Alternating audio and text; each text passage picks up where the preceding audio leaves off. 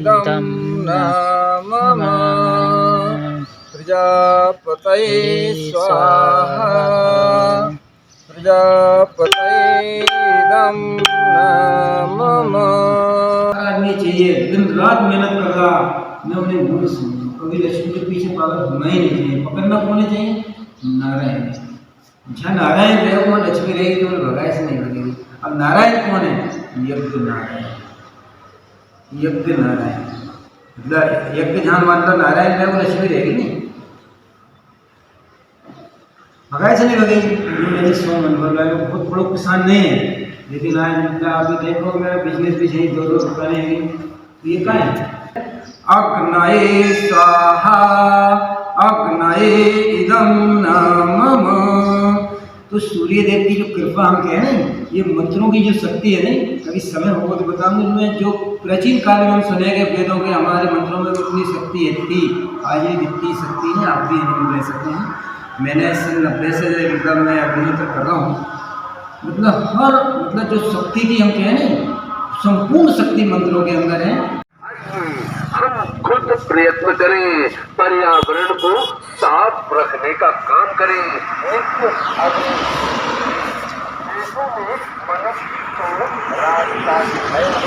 पर्यावरण को स्वस्थ और संपन्न बनाने का, तो आओ अपने पर्यावरण को साफ रखने का काम करें। 22 फरवरी को समय शाम 4 बजे स्थल है कृषिराम मैदान बैरसिया पर। पर्यावरण को साफ रखने का काम करें, अग्निहोत्र को समझें और प्रत्यक्ष देखने के लिए पधारिए। दिनांक 22 फरवरी को समय शाम 4 बजे स्थल है कृषिराम मैदान बैरसिया पर। सूर्यास्त के समय 6:00 महान और श्री माधव जी सार्वजनिक धर्माभ्यास ये कहाँ है तेरे यहाँ?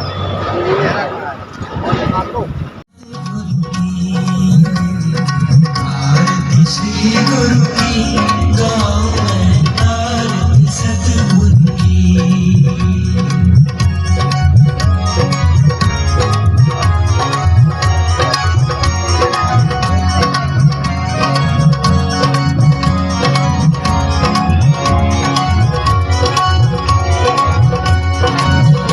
मंत्र सिखाए जाएंगे। अग्निहोत्र आज का समय है, सूर्यास्त का समय 6:15 पर। कृपया करके सभी ध्यान दें, समय कम है और जल्दी से जल्दी सभी लोग अपने स्थान ग्रहण करें। 1 घंटा तक कोई आयु में चलेगी। और कार्यकर्ता ही रहे, बाकी के सब लोग अपने अपने स्थान ग्रहण करें, पात्रों पे जाकर बैठे। आप जानते हैं इस विधि से आप अपने घर में करेंगे। और जो पात्र है आप देख रहे हैं, इसी प्रकार के जो हमें आहुति डालना है उसमें वो शुद्ध गाय का घी और सेके चावल की आहुति से हमें इसमें आहुति डालना है। वो कब डालना है? ठीक सूर्योदय सूर्यास्त के समय पर।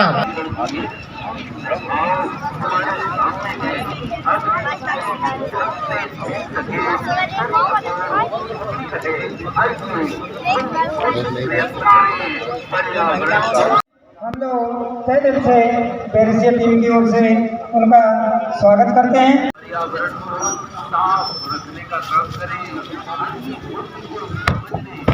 मैं सभी से आग्रह करूंगा कि तालियों से अपने हृदय से स्वागत करें। मैदान बैरसिया पर सूर्यास्त के समय 6:15 पर सैकड़ों पात्रों में सैकड़ों लोगों के द्वारा सामूहिक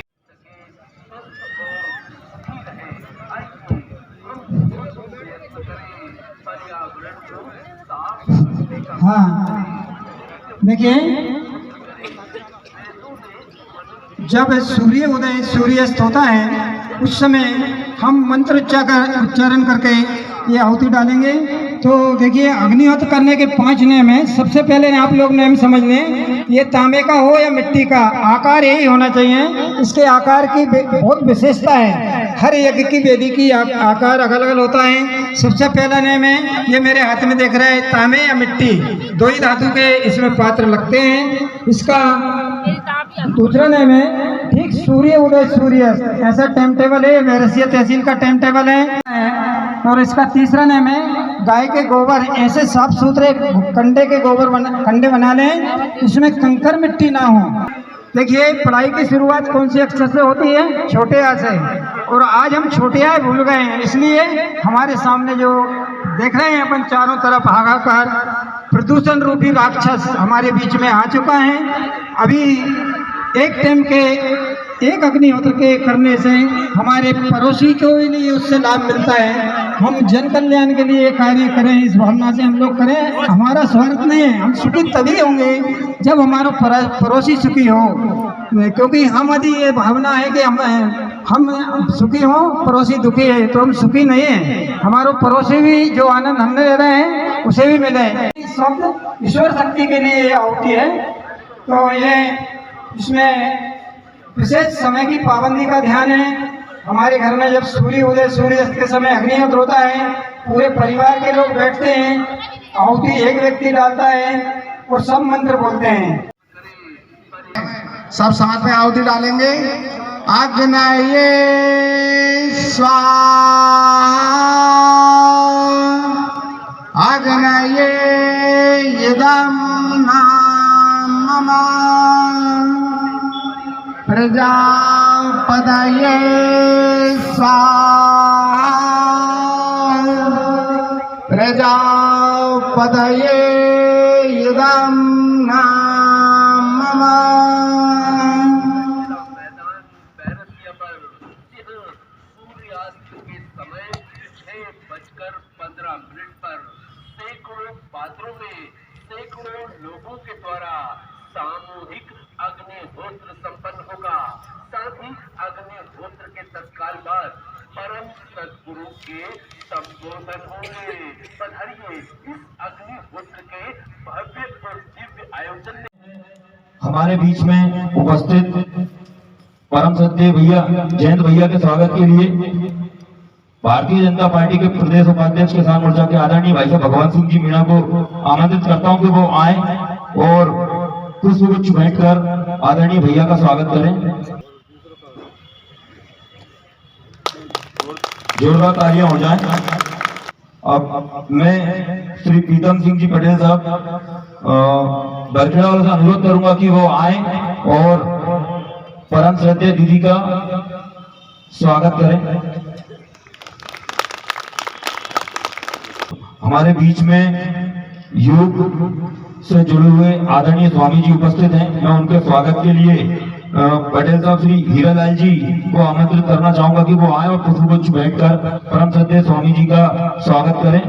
गुरु जी स्वामी जी आदित्य देव जी उपस्थित हैं, उनका स्वागत पटेल साहब कर रहे हैं। जोरदार तालियां हो जाए एक बार। इसके बाद नरेंद्र देव जी गुरुदेव स्वामी जी के स्वागत के लिए मैं आदरणीय दादा भाई गजेंद्र सिंह जी पत्रकार महोदय जी से निवेदन करूंगा कि वो आए और पुष्पगुच्छ भेंटकर आदरणीय स्वामी जी का स्वागत करें।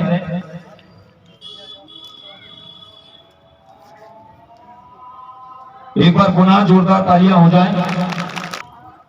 मैं हमारे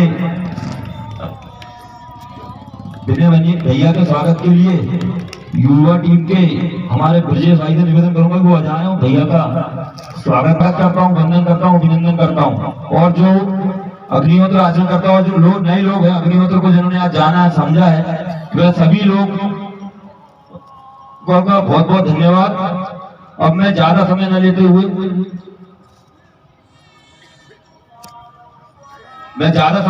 हुए सबसे पहले हमारे बीच में महानुभाव श्री माधव जी संस्थान भैरवगढ़ भोपाल से पधारे हुए आदरणीय भैया जयंत भैया जी से निवेदन करूंगा कि वह हम सभी का मार्गदर्शन करें। आपका मार्गदर्शन हमारे लिए बहुमूल्य है। के बाद जो सप्तश्लोकी कही गई उसका पहला श्लोक था यदा सृष्टम जगत सर्वम तदा लोक पितामह। चतुर्वेद समायुक्तम शाश्वतम धर्ममादिशत। यानी परमात्मा ने जब ये दुनिया बनाई, इस दुनिया के साथ ही उसने मनुष्य जाति का निर्माण किया और उसी के साथ इस मनुष्य जाति में इस दुनिया में कैसे रहना, इसके नियम कानूनों का भी उपदेश किया, जिसका नाम है वेद। वेद ये नियम कानून है और उन नियम कानूनों को पालन करना मनुष्य का कर्तव्य है। ठीक उसी तरह जैसा यातायात के नियमों का पालन करना मनुष्य का कर्तव्य है, अगर उस यातायात के नियमों का वो उल्लंघन करता है तो दुर्घटना होती है या दंड भरना पड़ता है। उसी तरह ये ईश्वर ने बताए हुए 5 नियम है जो इस सृष्टि को सुचारू रूप से संचालित करने का जिम्मा उसने मनुष्य को दिया है। कालानुसार मनुष्य इसको भूलता चला गया और कुछ समय बाद, तो अभी कुछ समय पहले तक ये स्थिति थी कि मनुष्य इसको पूर्णतया भूल गया था। उसका फिर से पुनर्जीवन हुआ 1963।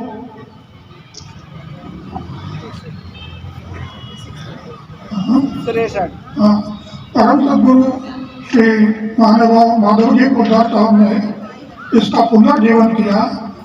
भैरागढ़ के पास भैरागढ़ कला ग्राम है, वहाँ के सरपंच श्री हीरालाल जी शर्मा के द्वारा आज से 62 वर्ष पूर्व पहला अग्निहोत्र पुनरुज्जीवन के अंतर्गत शुरू हुआ। आज अग्निहोत्र केवल भारत में नहीं, 242 देशों के अंदर अलग अलग जाति, धर्म, मत संप्रदायों के लोग और नास्तिक धर्म के लोग भी जो ईश्वर को नहीं मानते, वो भी रोज सुबह शाम अग्निहोत्र करते हैं। क्यों? इसलिए कि ये नियम है, ये कानून है ईश्वर का बनाया हुआ कि अगर इस दुनिया में शांति से, सुख से और स्वस्थ रहना है तो अग्निहोत्र करना होगा। ये जो ईश्वर है, ये ऐसा ईश्वर नहीं है कि उसने नियम बना दिए और आप उन नियमों का पालन नहीं करोगे तो आपका अपराध है, आपको दंड मिलेगा। ऐसा नहीं है।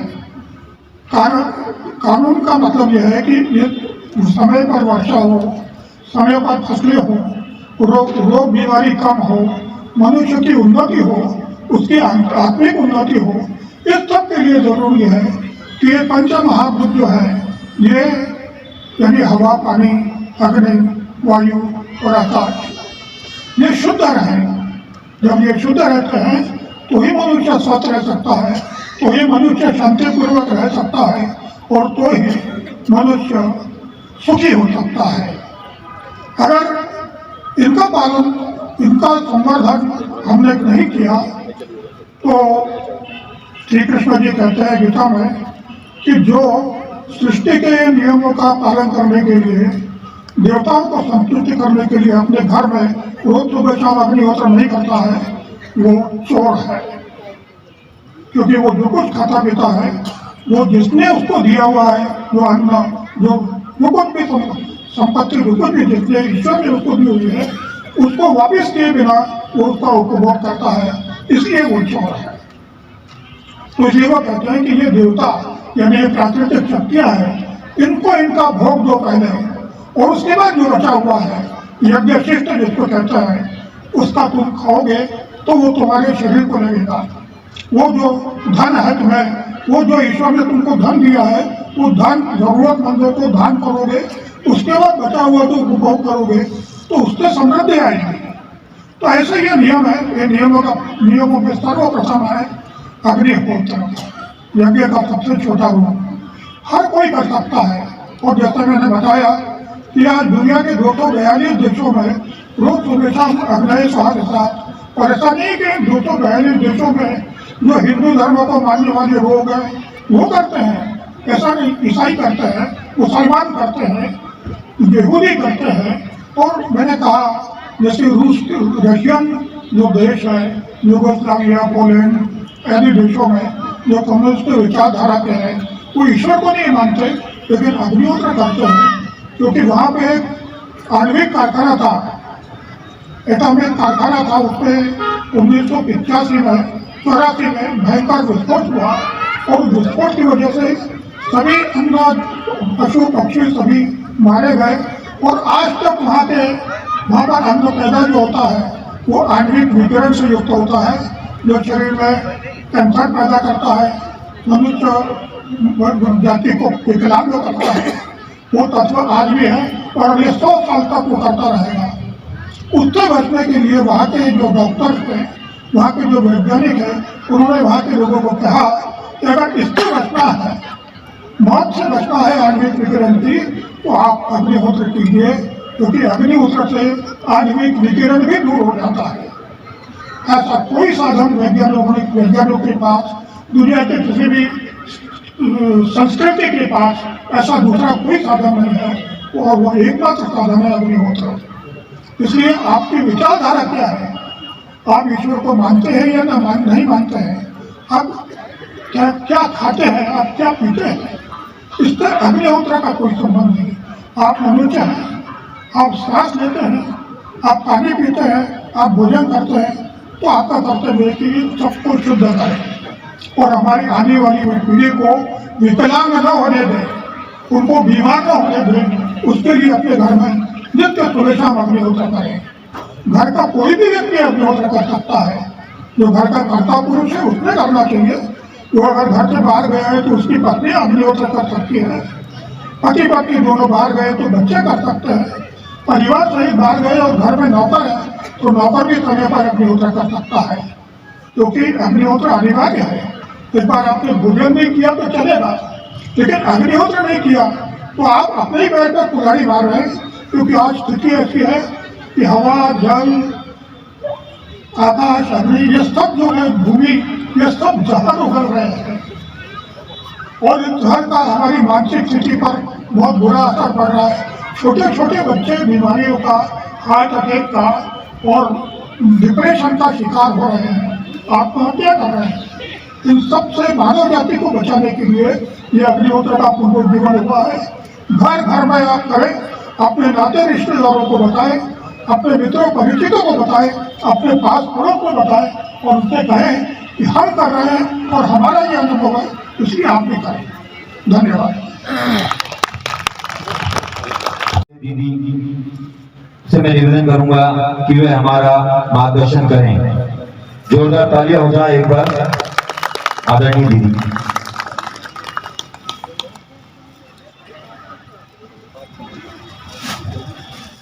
सभी को नमस्ते।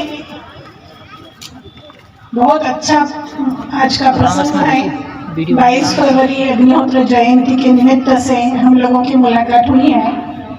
जो लोग यहाँ बैठे हैं अग्निहोत्र करने के लिए, उनमें से बहुत सारे लोग करने वाले होंगे, कई नए भी होंगे जिन्होंने आज से शुरुआत किया होगा या करने का विचार रखते होंगे।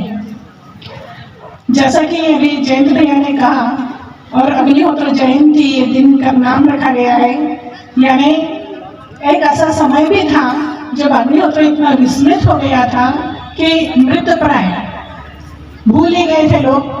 जिंदगी में अग्निहोत्र का कोई स्थान नहीं था, ग्रंथों में था बस।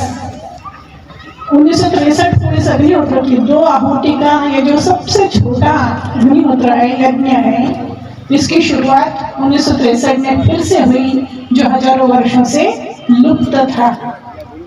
और आज 62 साल हो गए। तो जैसा जैन भैया बता रहे थे, सैकड़ों देशों तक ये अग्निहोत्र पहुंच चुका है इन 62 वर्षों में, क्योंकि ये आज के समय की मांग है।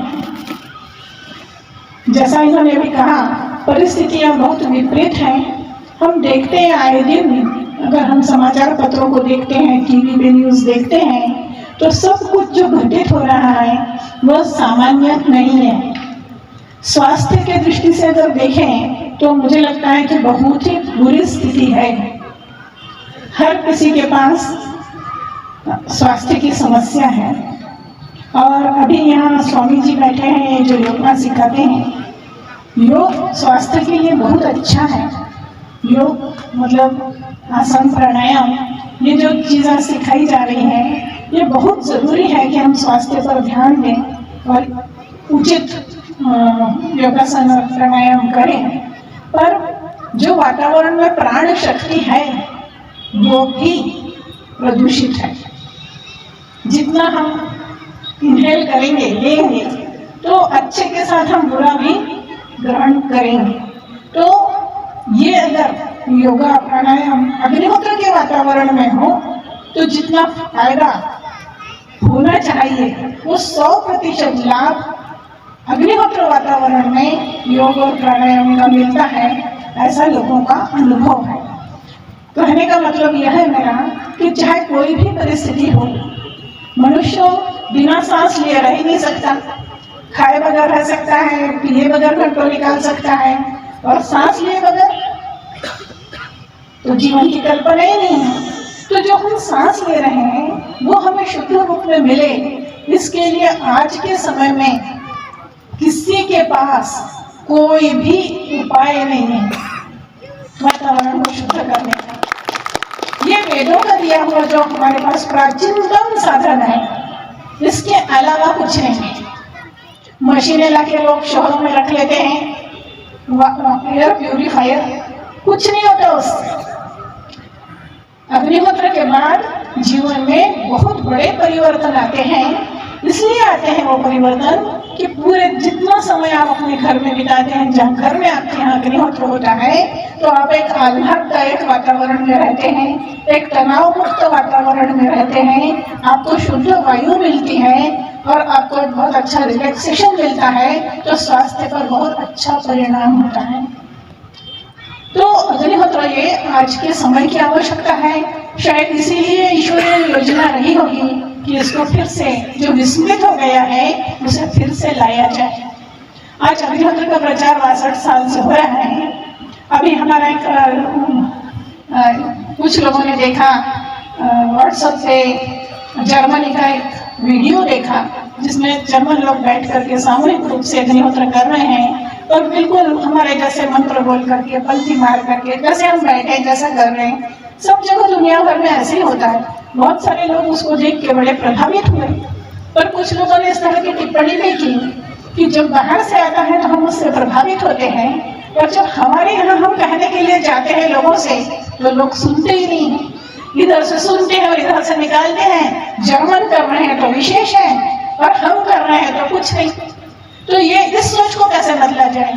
मैंने उनको कहा है, सोच अपने प्रयास से नहीं बदलेगी, परिस्थितियां इसमें हमें साथ देंगी। ईश्वर चाहता है कि ये कार्य हो, लोगों का बचाव हो, लोगों को स्वास्थ्य मिले, और वो जो जीवन जी रहे हैं उसमें आनंद भी शुमार हो। आज जीवन में आनंद अनुपस्थित है, तो आनंद भी उस जीवन में शुमार हो, उसके लिए उसने ये साधन दिया है। और जब उसने ये साधन दिया है, उसकी योजना है, तो परिस्थितियां समझाएंगे लोगों को अग्निहोत्र हमारे कहने से। देखिए, कोई भी, जो मैं हमेशा कहती हूँ, कोई भी चीज जो मुफ्त मिलती है उसकी लोग कीमत नहीं करते। ये ज्ञान भी शुरू से, जब साहब ने इस कार्य की शुरुआत की 1963 में, इस ज्ञान को मुफ्त बांटने का रखा। ये ईश्वर की ओर से मिला हुआ ज्ञान है और जन जन तक पहुंचाना है। हर घर में अग्निहोत्र हो, ये उन्होंने अपना लक्ष्य रखा कार्य का। और इसलिए उसका कोई भी एवज, मतलब हमें जब शुरू में प्रचार शुरू हुआ था तो ये निर्देश थे साहब के कि आप किसी के घर जाकर अगर अग्निहोत्र बताते हैं तो उसके यहाँ चाय नहीं पिएंगे, क्योंकि वो एवज हो जाएगा आपने जो ज्ञान दिया उसका, वो नहीं लेना है। ये मुफ्त में, यानी मुफ्त में ही लेना है, क्योंकि आपको मुफ्त में मिला है, आपको मुफ्त में पहुंचाना है। तो ईश्वर का ये प्रयास, मतलब ईश्वर मनुष्य के माध्यम से प्रयास कर रहे हैं कि ये चीज आप तक पहुंचे, हर आदमी तक पहुंचे। क्यों पहुंचे? ताकि वो अपना जीवन सुख से बिता सके। और उसका, देखिए, 2 काम होते हैं अग्निहोत्र से। एक तो हमारे जीवन में प्रचंड बदलाव आता है, और जब हम अग्निहोत्र करते हैं तो अग्निहोत्र से वातावरण जो शुद्ध होता है, तो कोई ऐसा घर का दरवाजा बंद कर लो तो घर के अंदर खिड़की दरवाजे बंद कर ले तो वातावरण कैद नहीं हो जाता, उसका प्रभाव बाहर भी होता है। तो हम करेंगे तो हमारे अड़ोस पड़ोस और आसपास के वातावरण पर अग्निहोत्र का प्रभाव होगा। और ज्यादा से ज्यादा हमारे बगल में रहने वाला, उसके पास रहने वाला, सामने रहने वाला, ऐसा एक समूह जब अग्निहोत्र करेगा तो उस पूरी जगह के वातावरण में बहुत कुछ परिवर्तन आएगा। और पशु पक्षी वृक्ष वनस्पति इन पर भी इस अग्निहोत्र का बड़ा और अनुकूल प्रभाव होता है। तो हम अपना वैयक्तिक जीवन में तो सुधार लाते हैं अग्निहोत्र करने से, हमारे हाथ से परमार्थ भी घटित होता है, क्योंकि जो लोग कर्मयोनि नहीं है, अपने लिए अनुकूल वातावरण निर्माण नहीं कर सकते, उनके लिए भी हम अनुकूल वातावरण निर्माण करते हैं। ऐसा देखा गया है कि जहाँ अग्निहोत्र होता है, इंदौर में मैं गई थी, एक महिला के घर शाम का अग्निहोत्र हो रहा था, तो बहुत जोर से आवाज आने लगी, मेरे पीठ की तरफ खिड़की थी, तो वहां बहुत सारे शोर सुनाई दिया। मैंने मुड़ के देखा तो पूरी खिड़की काली थी। उस पर उस एरिया के सारे कबूतर आके वहां पे बैठे हुए थे। अग्निहोत्र हो रहा था ना, वो वातावरण उनको आकर्षित करता है। ये देखा गया है कि अगर गाय खुली घूम रही होंगी और जहां अग्निहोत्र होगा, सारी गायें आकर के वहां पे खड़ी हो जाती हैं। आपके घर में आपने कुत्ते बिल्ली जो भी कुछ पाल रखा होगा, अगर आप अग्निहोत्र करते हैं तो वो आपके साथ ही अग्निहोत्र के स्थान पर बैठे मिलेंगे आपको, क्योंकि उनको राहत मिलती है। पर वातावरण में आए छोटे से, जिसको हम अनुभव नहीं करते, हम महसूस नहीं करते, उसको भी वो महसूस करते हैं। वो हमसे बहुत ज्यादा नजदीक है प्रकृति से। हम तो प्रकृति में हम आए हुए परिवर्तनों को महसूस ही नहीं करते, इसीलिए तो इनको बंटाधार कर डाला प्रकृति का। नहीं तो करते ही नहीं अगर महसूस कर रहे होते तो। पर इसलिए अग्निहोत्र से हमारा फायदा भी होता है और हम प्रकृति का भी फायदा करते हैं, यानी अन्य जो प्राणी हैं उनके लिए भी। इसीलिए देखिए आप कि अग्निहोत्र पद्धति से खेती भी की जाती है। खेतों में अग्निहोत्र करने का परिणाम यह देखा है कि जिस खेत में अग्निहोत्र होता है वहाँ पौधे में कीड़ा नहीं लगता, किसी भी कीटनाशक की आवश्यकता नहीं होती है।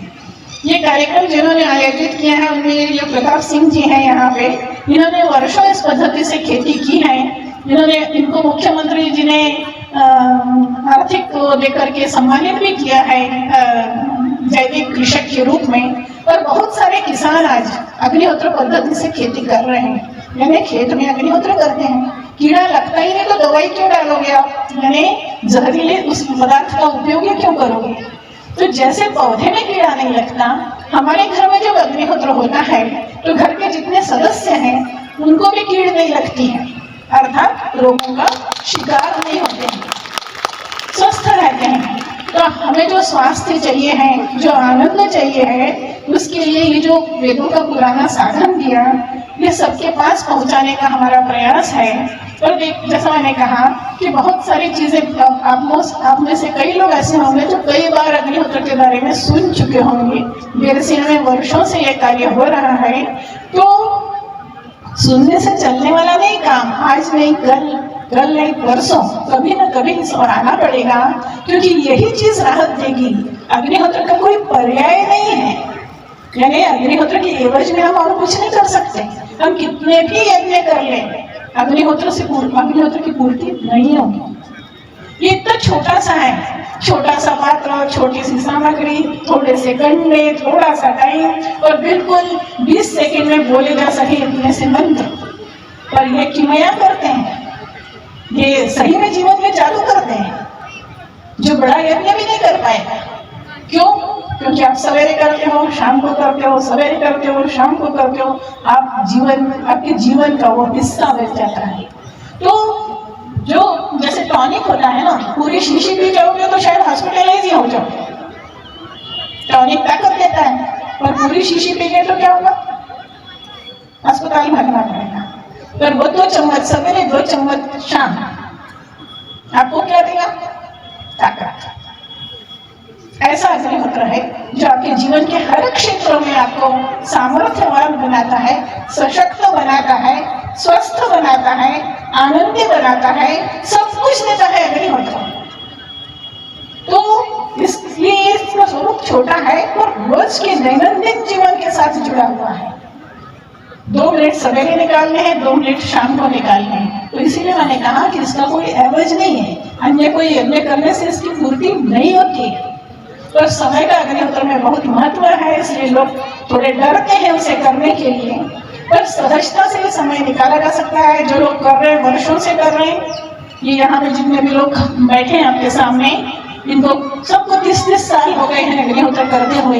ये भी आपके जैसे जिंदगी जीते हैं, खेती बाड़ी, नौकरी, धंधा, व्यवसाय सब करते हैं, फिर इनके पास समय निकलता है ना, हर एक के पास निकलता है। सवेरे तो हर कोई घर में है, शाम की दिक्कत होती है तो घर के लोगों की मदद से उसको किया जा सकता है। और ये इतना सरल है कि जैसे मैंने टॉनिक की बात की, जब हम लेंगे फायदा होगा, जब नहीं लेंगे तो क्या होगा, फायदा नहीं मिलेगा, कोई नुकसान नहीं होगा, किसी भी तरह का नुकसान नहीं होना है। तो इतनी सरल सहज चीज है कि इसे समझने में कहीं कोई दिक्कत नहीं होना चाहिए। ये रोज के हमारे जीवन का हिस्सा बनना चाहिए और ये बनेगी और हर एक की बनेगी। हर धर्म, जाति, संप्रदाय, देश, सब लोगों के लिए एक ही उपाय है। सारी समस्याओं का साहब अपनी किताब में कहते हैं कि व्यक्तिगत समस्याएं और जागतिक समस्याएं भी जितनी हैं, उन सब का ये उपाय है। क्योंकि अग्निहोत्र व्यक्ति में परिवर्तन लाता है, और जब व्यक्ति में परिवर्तन आएगा और व्यक्ति के समूहों में परिवर्तन आएगा तो सारी समस्याओं का समाधान वहीं पे मिलेगा। तो लिखने को बहुत छोटी सी चीज पर जबरदस्त और प्रभावी, और हमारे जीवन से संबंधित कोई बात ऐसी नहीं है जिस पर अग्निहोत्र का प्रभाव नहीं होता। तो बहुत बड़ी चीज है। मैं तो कहती हूँ जितने भी बड़े से बड़े यज्ञ, सालों चलने वाले यज्ञ से भी ऊपर अग्निहोत्र है, वो सब इसके आगे बौने हैं। इतना बड़ा ये अग्निहोत्र है। ये चीज हमारे घर में होती है। वैसे भी आप हिसाब लगाओ तो एक साल में एक बड़ा यज्ञ कर डालते हो, जब सवेरे 2 आहुति और शाम को 2 आहुति देते हो तो साल की कितनी आहुति हो जाती है? 30 साल की इनकी आहुतियां जोड़िए तो आपको पता लगेगा कि ये तो महायज्ञ से भी बड़ा महायज्ञ कर चुके। इस तरह से छोटा यज्ञ करके भी बड़ा यज्ञ हमारे हाथ से होता है, क्योंकि वो आपके दैनंदिन जीवन के साथ जुड़ा है। तो छोटा नहीं है और छोटा और कम प्रभावी नहीं है। 2 आहुति है, 1 बूंद घी है, जरा से चावल है, पर ये बहुत बड़ा परिवर्तन लाते हैं हमारे जीवन में। और आज सबको इसकी आवश्यकता है, चाहे गरीब हो, चाहे पैसे वाला हो, पढ़ा लिखा हो, अनपढ़ हो, कोई ऐसा व्यक्ति नहीं है जिसको इसकी आवश्यकता नहीं है। तो हर कोई भी चीज जब आवश्यकता बनती है तभी हमारे सामने आती है। ये आज के समय की आवश्यकता है, इसको समझने की जरूरत है। इसे आप भले धर्म मत मानो, धर्म नहीं है, ये हमारी जिंदगी में बदलाव लाने के लिए ईश्वर ने एक ऐसा साधन हमें दिया हुआ है जिससे हम बहुत आनंद के साथ बहुत सुखी और अच्छा जीवन जी सकते हैं। हम बच्चों को स्वास्थ्य दे सकते हैं। आज हम क्या दे रहे हैं बच्चों, हमारे अगली पीढ़ी की क्या गति है? 15 साल का व्यक्ति गिर जाता है, मर जाता है। 24 साल का व्यक्ति गिरता है, मरता है, उसको हार्ट अटैक आ रहे हैं, कैंसर हो रहा है। मतलब बच्चों को क्या दिया है? स्वास्थ्य के नाम पर कुछ भी नहीं है हमारे पास देने के लिए, कुछ भी। क्योंकि जो खाने का बढ़िया से बढ़िया फल लेके आएंगे सब कीटनाशकों से भरे हैं। आप उनको बादाम और काजू खिलाएंगे, कीटनाशकों से भरे हैं। क्या दोगे आप? क्या है आपके पास बच्चों को देने के लिए, स्वास्थ्य के लिए? कुछ नहीं, बड़ा सा शून्य, कुछ नहीं है। तो आप वातावरण दे सकते हो ना अपने घर में बच्चों को देने के लिए। माता पिता के नाते से आपका बहुत बड़ा कर्तव्य बनता है कि बच्चों को जिंदगी दो। उनकी जिंदगी खत्म हो रही है, स्वास्थ्य नहीं उनके पास जिंदगी नहीं है, तो आपका कर्तव्य नहीं बनता है। इतनी बड़ी चीज है, बस समझने का। पहले कोई सोचेगा कि किसी व्यक्ति ने बताया हुआ है, अपन तो बहुत कुछ करते हैं तो इसे करने की क्या जरूरत है। कोई सोचेगा छोटा सा है, इसे करने की क्या, हम तो बहुत बड़े बड़े यज्ञ करते हैं। कुछ जो भी आप सोचें, कोई सोचेगा अरे टाइम के बंधन में कैसे बंधेगी, तो अपने से होगा नहीं। सब कुछ होगा, ये आपकी आवश्यकता है, आपको करने की जरूरत है। और हम लोग यही करते हैं कि हमेशा जहाँ भी हमें अवसर मिलता है हम आप लोगों के बीच में बैठ करके आपको याद दिलाने का काम करते हैं कि ये एक संदेश आया हुआ है, इस संदेश को ग्रहण करो और अपनी जिंदगी आनंद के साथ गुजारो। आज 22 फरवरी अग्निहोत्र जयंती के दिन इस निमित्त से फिर ये कार्यक्रम रख करके हम यही काम कर रहे हैं कि ये जो चीज हमारे बीच में आई हुई है इसे हम ग्रहण करें, खुद अपने जीवन में उतारें और उतार के चुपचाप नहीं बैठें, उसको फैलाएं। करें, औरों को प्रेरित करें। ज्यादा से ज्यादा अग्निहोत्र से हम इस वातावरण को भर दें। जैसे अभी अग्निहोत्र यहाँ पे हमने किया तो धुआं हुआ था ना, ऐसे धुएं से हमको बेरसिया भर देना है। शाम को और सूर्योदय और सूर्यास्त पर इतना धुआं होना चाहिए तो देखिए यहाँ का सारा वातावरण बदल जाएगा, लोगों का विचारधारा बदलेगी, सकारात्मक सोच आएगी, निराशा ये सब जो चीजें हैं खत्म होंगी। युवा पीढ़ी बहुत कुछ कर सकती है पर उसके पास कुछ है, मतलब कुछ सोच ही नहीं है। तो ये सब कुछ जो हमको चाहिए, हमको एक आगे भविष्य दिखना चाहिए अच्छा। आज तो किसी के सामने अच्छा भविष्य नहीं है, अच्छा भविष्य हमें पर चाहिए है। तो आज वर्तमान हमारा सुधारने के लिए और हमारा भविष्य यानी हमारे बच्चों को कुछ देने के लिए हमारे पास एक सबसे अच्छा साधन है, वो अग्निहोत्र है।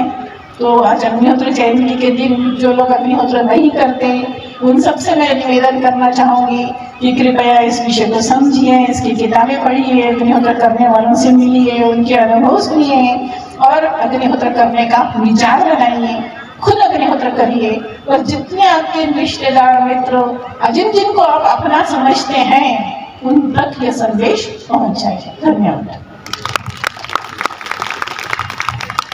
तो मैं नाम बुलवा रहा हूँ, आप आए यहाँ स्वागत करें। श्री संग्राम सिंह ग्वाला जी भैंसौदा, आप आए और परम श्रद्धेय दीदी का स्वागत करें। आपका नाम लिया गया, वो उस समय नाम छूट गया था, मेरी गलती वश। बहुत बहुत धन्यवाद। तो जैसे आपने सुना, ये योग यज्ञ हमारी पुरातन सनातन ऋषि परंपरा है और जितना हम अपने इस जीवन कार्य में देखिए, मनुष्य जीवन ये भगवान के द्वारा दिया गया ये बड़ी कृपा है कि हमें मनुष्य जन्म मिला है। ये हमारे कई जन्मों के पुण्य कर्म रहे हैं कि भगवान द्वारा ये मनुष्य जन्म, ये मनुष्य शरीर हमें मिला है। करोड़ों योनियों के बाद ये मनुष्य जन्म मिला है। ये कोई अनायास ही मिला है, ये प्रभु की अत्यंत कृपा है कि मनुष्य जन्म है। और मनुष्य जन्म का, मनुष्य शरीर का और मनुष्य होने का यही तात्पर्य है कि मनुष्य क्यों है और मनुष्य होने का मतलब क्या है। तो शास्त्रों में कहा गया कि मनुष्य कौन होता है, मननाद मनुष्य, अर्थात जो मनन करके, विचार करके, सही गलत समझ करके अपने कार्य को करता है। नहीं तो जीवन जीने का कार्य तो पशु भी करते हैं। अगर केवल खाना पीना सोना फिर मर जाना, इतना तो पशु भी करते हैं। तो फिर हम में और पशु में क्या अंतर? हम में और पशु में यही अंतर है कि मनुष्य के पास भगवान ने विवेक दिया है, और विवेक दिया है तो सही सत्य असत्य, सही गलत का जानने वाला है। उसे पता है क्या धर्म है, क्या अधर्म है, क्या अन्याय है, क्या न्याय है, क्या परोपकार है, क्या अपरोपकार है। यही मनुष्य धर्म है। धर्म से हीन मनुष्य पशु के समान है। हमारा धर्म क्या है? हमारा धर्म परोपकार है, दान है, दया है, करुणा है, सदाचार है। ये हमारा धर्म है। अब देखो, ये सारी प्रकृति सब दे रही है। ये आज अभी आपको बताएं कि जो हम यज्ञ करते हैं ये केवल अपने लिए ही नहीं करते। अग्निहोत्र जो चल रहा है ये दूसरों को देने के लिए भी हो रहा है। इससे हम प्रकृति को, समाज को इससे लाभ प्रदान करवा रहे हैं। तो सारी प्रकृति दे रही है। आप देखो, वृक्ष फल दे रहे हैं, गायें दूध दे रही हैं, ये सारा वातावरण सब कुछ देने में लगा हुआ है, परोपकार कर रहा है। तो मनुष्य जीवन ही परोपकार के लिए होना चाहिए। परोपकार के लिए शरीर हमारा, ये सारा मनुष्य शरीर इस समाज, राष्ट्र, संसार की सेवा के लिए। और इस संसार, राष्ट्र, दूसरों की सेवा हम कब कर पाएंगे? जब सेवा करने का सामर्थ्य होगा। उसी के लिए हमारे ऋषियों ने, हमारे पूर्वजों ने, भगवान ने वेदों द्वारा, ऋषियों ने अपने अमृत वचनों द्वारा हमें योग यज्ञ, अग्निहोत्र की परंपरा दी है। इसको करते हैं। और ये अग्नि, जो अग्निहोत्र है, ये अग्नि, ये भगवान का साक्षात रूप होती है। देखिए, वेद का जो प्रथम वेद है ऋग्वेद, उसका जो प्रथम सूक्त है अग्नि से शुरू होता है। अग्निमीणे पुरोहितं यज्ञस्य देवमृत्विजं होता अग्नि सूक्त से प्रथम सूक्त वेदों का शुरू हुआ है। ये अग्नि भगवान का साक्षात रूप है। जब हम अग्नि में आहुति प्रदान करते हैं तो अग्नि जो में आहुति हम देते हैं सीधा देवताओं तक ग्रहण होती है। ये हमारे इस लोक को तो नहीं करता ही, अर्थात हमारे शरीर में, हमारे समाज में जो भी अशुभ है, बुराइयां हैं, उसको तो दूर करता ही है। यह लोक के साथ साथ परलोक को भी सुधारने का कार्य अग्निहोत्र करता है। बहुत बड़ी महिमा है इस अग्निहोत्र की। आप देखिए हमारे पूर्वजों द्वारा कितने बड़े बड़े अग्निहोत्र के यज्ञ किए गए थे। भगवान राम ने भी यज्ञ किए, भगवान कृष्ण ने भी, सारे देवी देवता ऋषि मुनि यज्ञ किया करते थे। उस यज्ञ में बहुत बड़ी महिमा है इस यज्ञ की, लेकिन हम इससे विस्मृत कर चुके हैं। तो इसे पुनः जागरण की आवश्यकता है कि हम अपने घरों में यज्ञ करें, स्वाहा स्वधाकार के द्वारा अपने घरों में यज्ञ करें और अपने पूरे वातावरण को शुद्ध और अनुपम बनाएं। और जब ऐसा करेंगे तो आपका जीवन भी धन्य बनेगा। आपका जीवन धन्य बनेगा तो समाज राष्ट्र का जीवन धन्य बनेगा, और जब समाज राष्ट्र का जीवन धन्य बनेगा तो हमारा समाज, जिसकी हम कामना करते हैं कि सर्वे भवन्तु सुखिनः, सर्वे सन्तु निरामया, सर्वे भद्राणि पश्यन्तु मा कश्चित् दुःखभाग् भवेत्। हमें प्रार्थना तो करते हैं, लेकिन प्रार्थना कब चरितार्थ होगी? जब हम ऐसा योग यज्ञ करेंगे तभी तो चरितार्थ होगी। केवल प्रार्थना से नहीं, भगवान श्री कृष्ण और ऋषियों द्वारा ये कहा है कि केवल प्रार्थना नहीं, प्रार्थना के साथ पुरुषार्थ जुड़ा हुआ है। पुरुषार्थ और प्रार्थना, हम केवल भगवान से प्रार्थना करते रहे, भगवान ऐसा कर दीजिए, ऐसा कर दीजिए, लेकिन उसके लिए कुछ करे ना, तो केवल प्रार्थना ही फल प्रदान नहीं करती, उसके साथ साथ उसके लिए पुरुषार्थ भी करना पड़ता है।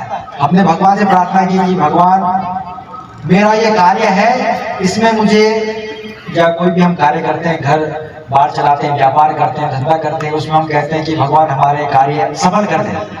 प्रार्थना तो हम कम कर ली, लेकिन प्रार्थना के बाद पुरुषार्थ भी करना पड़ता है। अब ये नहीं कि हमने प्रार्थना करने के बाद निठल्ले बैठ गए, कोई काम ना करें और भगवान के ऊपर छोड़ दिया कि हमने तो प्रार्थना कर दी, अब भगवान करेगा ना। उसके साथ पुरुषार्थ भी करना पड़ेगा। तो प्रार्थना और पुरुषार्थ, इसीलिए यज्ञ, योग और यज्ञ, ये दोनों प्रार्थना और पुरुषार्थ है। योग से आप पुरुषार्थ करते हैं और यज्ञ से आप प्रार्थना करते हैं। तो जब पुरुषार्थ और प्रार्थना दोनों एक साथ मिलते हैं तो आपका जीवन धन्य बनेगा और समाज राष्ट्र का जीवन धन्य बनेगा। और हम जो प्रार्थना कामना करते हैं भारतवर्ष को पुनः विश्व गुरु बनाने के लिए, वो ऐसे ही बनेगा जब हर एक घर में योग यज्ञ चलेगा, हर एक घर में राम का चरित्र, हर एक माता में सीता गायत्री से चरित्र जब उत्पन्न होगा तो हमारा भारत पुनः महान बनेगा। इन्हीं सभी शुभकामना के साथ, और ये आपने खूब सुंदर अनुष्ठान किया, तो इसके लिए यहाँ जितने भी आयोजक हैं मैं सभी का खूब अभिनंदन करता हूँ। सभी को बहुत बहुत प्रणाम। ओम। कार्यक्रम को अब समापन की ओर है। आप जो भी लोग यहाँ उपस्थित हैं, जिन्हें अग्निहोत्र के विषय में या जानकारी चाहिए, तो वो हमारा स्टॉल लगा हुआ है अग्निहोत्र की जानकारी के लिए। अग्निहोत्र बड़ी पुस्तक, अग्निहोत्र चिकित्सा, सभी प्रकार का साहित्य स्टॉल पर उपस्थित है। हमारे कार्यकर्ता मौजूद है। जो भी साहित्य आपको चाहिए आप हमारे अग्निहोत्र स्टॉल से ले सकते हैं।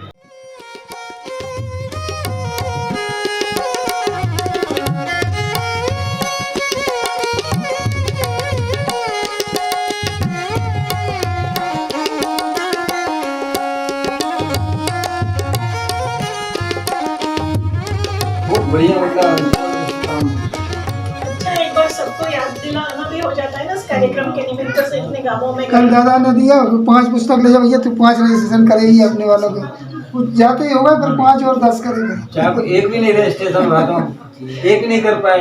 नहीं, मेरे को आपने ये बोला था 7 में करना, दादा बोले तेरे को अलग नहीं करना। 5 कर आओ, गुस्सा तो आई हम। कुछ महिलाएं तो 4 बजे से पहले आ गई। जिनको 6 बजे का समय दिया था वो पौने 6 बजे आए, 5:30 बजे आए। हमने बोला 6 बजे आना, वो 5:30 बजे आए।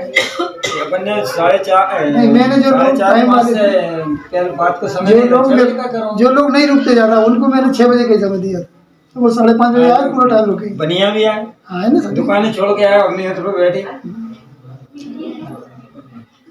ज्यादा समय दिया उन्होंने, अपन ने मना किया तब भी ज्यादा दिया। बनियान पे अपनी दुकान से बहुत प्रभाव पड़ा। ये लोग सोचे हैं कि जो देखो बनियान रिजल्ट देखते हैं लोग, बहुत ज्यादा रिजल्ट उनको यही रिजल्ट दिखाई देता है वही है ना ना, उनको दिखने वाला रिजल्ट है। बहुत ज्यादा रिजल्ट तो बहुत है पर उनको बाकी दिखता अब है वो नहीं। जो लोकल रिजल्ट है वो देखते हैं। जो सोच है वो दिखता है। मतलब एक जो फर्नीचर की दुकान करीब 20 साल से काम कर रहा है, वो कभी दुकान पे नहीं आता हूँ, 2-3 बार आ चुका हूँ। मैं कहता दादा का जादू है, कि जादू तुम्हें देते रहे तुम बाय करो तो सही वही जादू है, कहना तुमने हमें तक पीट रहे हैं बंदा आगे मुंह से बरसा मारो उससे दे दो। 3 बार दुकान पहुंच चुका हूँ, मैंने तुम्हें अभिनेत्र करूँगी भैया देख तुम ये भीड़ ही बंद नहीं हो रही, मतलब हम तो मतलब वाय इतना ऐसा लगे हैं कि मतलब हम पिट गए अगर मुँह से कह दिया बात। एक दुकान पे का रजिस्टर नहीं किया मेरे परिचय वालों का, तो दूसरे पड़ोसी एक दुकान में गिराक बैठा था, बोले ये मेरा भी कर दो, तो उनका भी करा। उसको बोला नहीं मैंने 120 हो गए तो बहुत बड़े अच्छी संख्या हो गई। पानी की टैंकर की व्यवस्था नहीं हो पाई थी। 3 बार गया मैं, तीनों बार अधिकारी नहीं मिला, तो चौथी बार में गया तो वो एक पार्षद बैठा हुआ था, मैंने कि भैया वो सर आएंगे का, बोले वो तो नहीं है। उसने फ़ोन लगाया कि इनके आप कैसे काम इनको पानी चाहिए, उसने फ़ोन लगाया पानी की टैंकर आ गया। वो तो बोले मैं जानता हूँ पिछले साल तुमने किया था।